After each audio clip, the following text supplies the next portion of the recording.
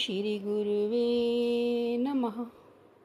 अखण्डानन्दबोधाय शिष्यसन्तापहारिणे सच्चिदानन्दरूपाय रामाय गुरुवे नमः। ओम शांति शांति शांति। ओम। प्रणाम भगवान स्वामी निरंजन जी का बहुत ही दिव्य ग्रंथ भगवान महर्षि वशिष्ठ राम गीता से। और भगवान आज का शीर्षक है राम की तीर्थ यात्रा एवं वैराग्य। एक दिन राम जी के मन में तीर्थ यात्रा करने का विचार हुआ। वे पिता श्री दशरथ की आज्ञा लेकर प्रणाम कर तीर्थ यात्रा तथा देव दर्शन के उद्देश्य से मित्रों के सहित चले गए।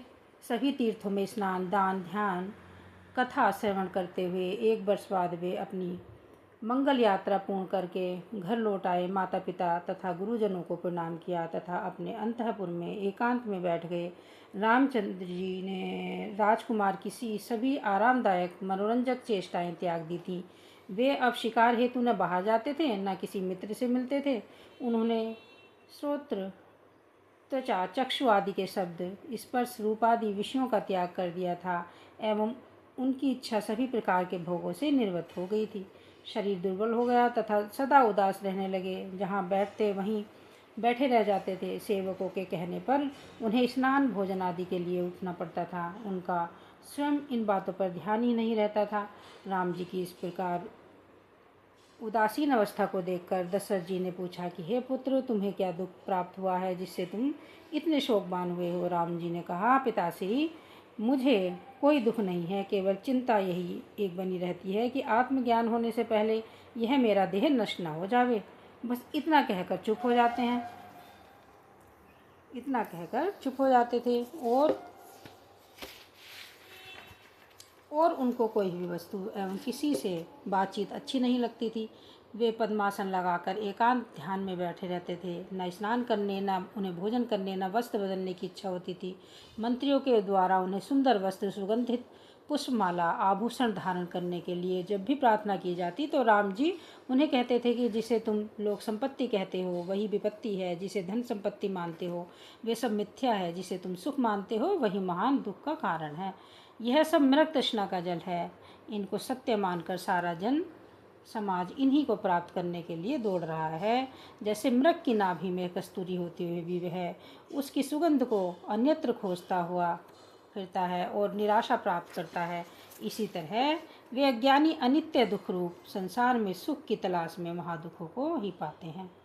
न राज्य सत्य है, न भोग सत्य है, न मित्र, कुटुंब, परिवार सत्य है। अज्ञानी लोग मिथ्या पदार्थों के लिए यत्न कर बंधन को प्राप्त होते हैं। राम जी को भोग पदार्थों को देख दुख होने लगता था और उन वस्तुओं को गरीबों को बांट देते थे। कभी कभी राम अपने आप इस प्रकार मन से कहने लगते थे, अरे मूर्ख, तू संसार समुद्र में क्यों डूब मर रहा है। यह संसार परम अनर्थ का कारण है। इसमें सुख लेश मात्र भी नहीं है। अनित्यम असुखम। इसमें से छूटने का उपाय क्यों नहीं करता है। उठ जाग, किसी श्रेष्ठ महापुरुष की शरण ग्रहण कर, जिससे तू अपने भव बंधन को तोड़कर परम पद को प्राप्त कर सकेगा।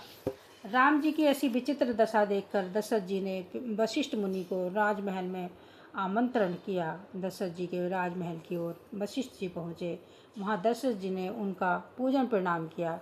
तब आकाश की और पृथ्वी के श्रोतागण भी उस ज्ञान सभा में आकर शांत मुद्रा में बैठ गए। तब वशिष्ठ जी ने राम जी को पास बुलाकर कहा, हे वत्स, केवल अन्न वस्त्र का त्याग करने द्वारा विरक्ति मात्र से परम पद की प्राप्ति नहीं होती है। मुक्ति की प्राप्ति ज्ञान द्वारा होती है। ज्ञान सद्गुरु द्वारा प्राप्त होता है। हे राम, तुमने विषय रूप शत्रु को वैराग्य रूपी तलवार से तो परास्त कर दिया है। तुम परम वीर हो, अतः धन्य हो, किंतु बिना ब्रह्म ज्ञान के मोक्ष प्राप्त नहीं किया जा सकेगा। तब राम जी ने कहा, मैं इस संसार बंधन से छूटना चाहता हूँ। मुझे यह राज्य सुख रूप नहीं लगता है।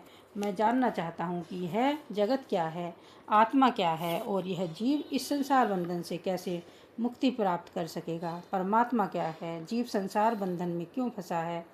तब वशिष्ठ जी ने राम के इस प्रकार के वचन सुन उनको कहा, हे राम, तुम्हारे अनंत जन्मों के पुण्य फल स्वरूप इस नश्वर संसार से वैराग्य एवं अपने कल्याण की रुचि जागृत हुई है। अन्यथा सभी लोग प्रायः इस नश्वर संसार में ही सुख बुद्धि कर उसे खोजते हुए इस देव दुर्लभ जीवन को समाप्त कर जाते हैं। तुम्हारी जिज्ञासा देख मैं तुम्हें समस्त दुखों से मुक्त करा देने का साधन बताता हूँ। उसे ध्यानपूर्वक एकाग्रता से श्रवण करें। और इससे आगे का शीर्षक है भगवान कच्छ बृहस्पति कथानक। ओम शांति शांति शांति। प्रणाम भगवान।